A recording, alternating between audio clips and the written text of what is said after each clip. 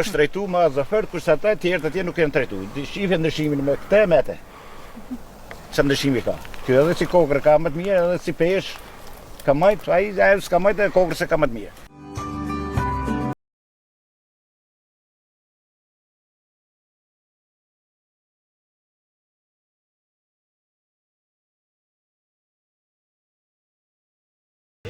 Kush është sekreti që pemët e tua janë rritur dhe kanë dhënë prodhim të mbarë këtë vit? Kjo si vjetë për mu është plenj azo fert.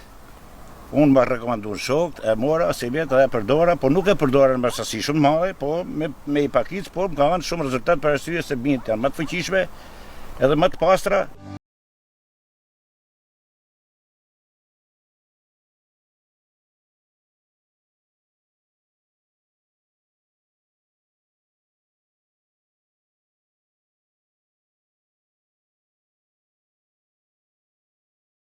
Për mund ka dhënë rezultat dhe e rekomandoj gjithë fermerëve, gjithë shokët mi e mikve që mos e këndonë nga këtë plesë, kjo është plejë i sarmës, për mendimin tem. Unë hera parë që marë, e hekë të bime dhe më ka dhënë shumë rezultat.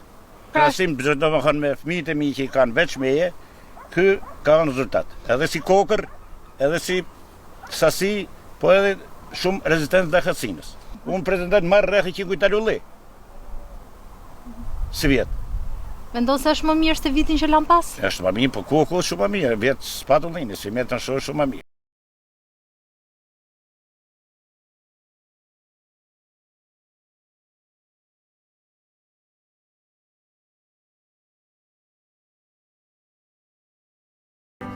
Ky është tamam ndryshimi të ushqyrit, sepse ky vazhdon të ushqet non-stop, ashtu siç kemi thënë që ky, kurse ky ka mbaruar të ushqyrin, është hedh nitrat, DAP, janë hedh kimikate të cilët kanë mbaruar aktivitetin e tyre. Ka ikur kjo.